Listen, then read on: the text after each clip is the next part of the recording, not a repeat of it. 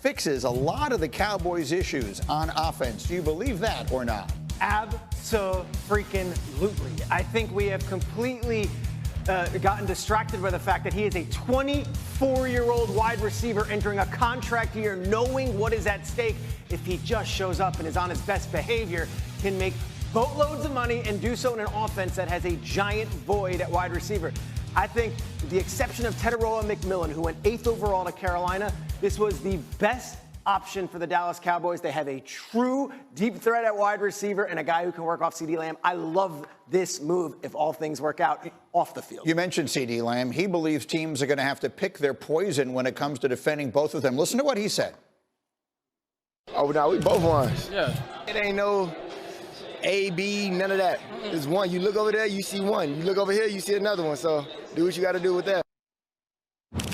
You know, I don't feel like this got a lot of attention, right? Yeah. The Pickens deal, it's a third-round pick. We understand there are a lot of question marks there, but as a roll of the dice, it feels like a pretty interesting one in Dallas. What do you think? I mean, I think you're going to have a motivated Pickens. I think he's going to see favorable coverages. He's a one-on-one nightmare. He's a guy you can throw the ball up to. He's going to win the 50-50 balls. Listen, and for everybody that says, hey, you know, how can Sharpe handle these type of receivers? He's done that. I witnessed it in Baltimore. I mean, not in Baltimore, with the Jets. When you look at Braylon Edwards was somebody that LeBron got through out of Cleveland. You know what I mean? You talk about Santonio Holmes. So he's dealt with personalities. I think he's going to go back to the old Marty ball, ground and pound, and take shots when the box tells you so. Look, the bottom line of it is this.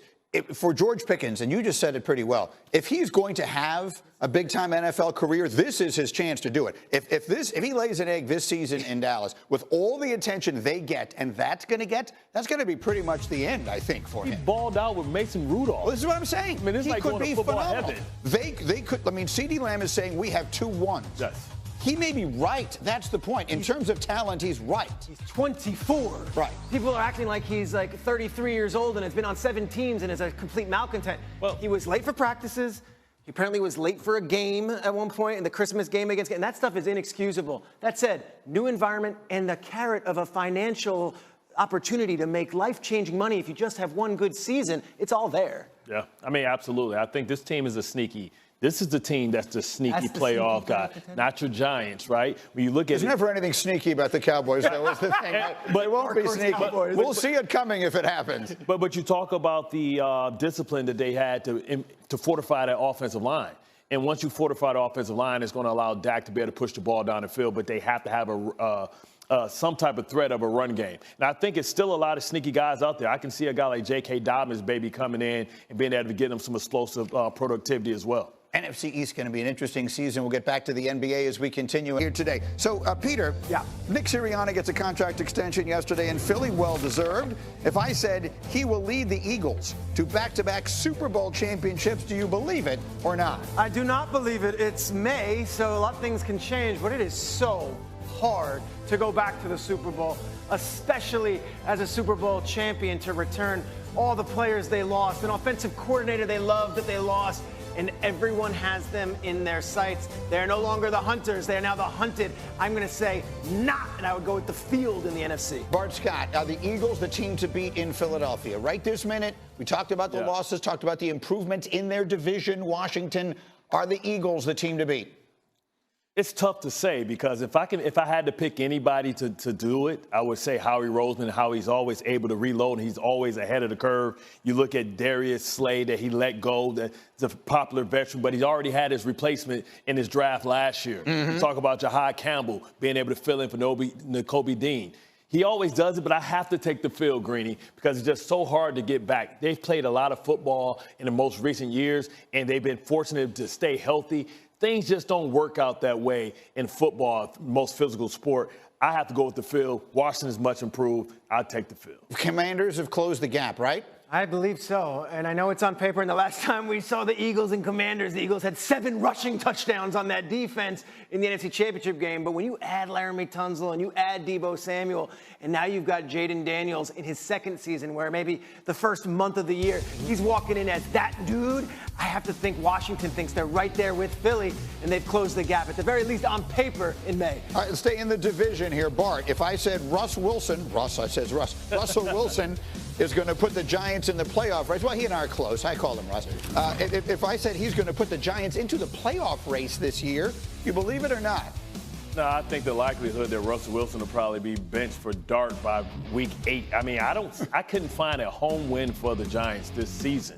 Or last season. That. And, which puts them in a precarious position because I think, they're going to be in a position to take the next quarterback next year, and maybe Dayball could be, on the cutting block.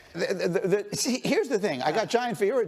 I hear from Giant fans, I feel like the Giants got better. Like, I feel like they have made improvement. Their schedule is brutal, but I feel like they've gotten better. Look, are they playoff contenders? Probably not. Are they sneaky, possible dark horse, maybe, if everything goes their way, chance to maybe play relevant football November, December? Yes. They maybe the best front seven in all of football. Mm-hmm. If you look at that front, Bart's looking at me with crazy eyes, but let me explain. You've got Dexter Lawrence, Brian Burns, Abdul Carter, and then they have this defensive back that can absolutely work. This defensive backfield they totally rebuilt. Like, how are they going to score points? Well, that's the question. You got to score points that win football games. They you can't buck it up. This ain't the 2000 Ravens defense that's going to hold everybody down without Tyrone Tracy last year ran for more yards as a rookie than any other player in the league besides Bucky Irving. You have a new offensive line. And Malik Neighbors broke just about every rookie receiving record you could ever imagine. Well, who's they going to throw the ball to? But who's going to throw it to him is what you're asking, and the answer is Jackson Dart. Whether that works out that way or not, we'll wait and see. Can I just quickly say something? I have a lot of Giants friends as well. Right. They were literally making their apple picking plans before Halloween on Sundays. They had no guarantee. If you have a free hitter, you might as well run it every time. If you could do it, you'll do it too. That's one side of things. NFL insider Jeff Darlington is with us this morning on SportsCenter. Jeff, there has been intense discussion at the league meeting, ultimately never leading to a vote initially on the tush push. Where do things stand now on that rule proposal that would eliminate it as the owners are set to meet again? Well, here we are again. You mentioned the fact the owners are about to meet again. This time around, we do anticipate a vote. I was at the league meetings in Palm Beach about 6 weeks ago now when this was an intense discussion about whether they would ban the tush push. Green Bay put forward the proposal to potentially ban it, but I can tell you just from my discussions, I don't think that the league felt like they had enough of the vote to wind up banning this rule. So we'll find out in these meetings whether that will happen. Right now it feels 50-50. Let's say it is.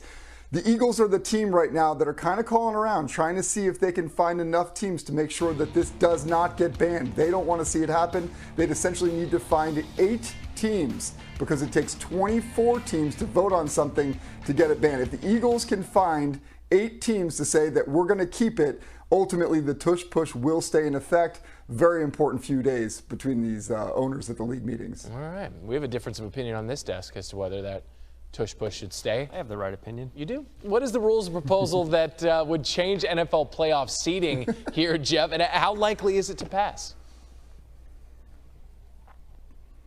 So this one is especially interesting. I don't know that it's as likely to potentially pass as the tush push, but it's still interesting. The Lions put forward a proposal back at the previous league meetings that essentially would reseed things based on record, not whether you won the division or not. For example, the Chargers and the Texans last year. The Texans won the division, but the Chargers had a better record. They ended up meeting in the wild card round. They played in Houston. That game would not have been played in Houston had the Lions proposal gone through.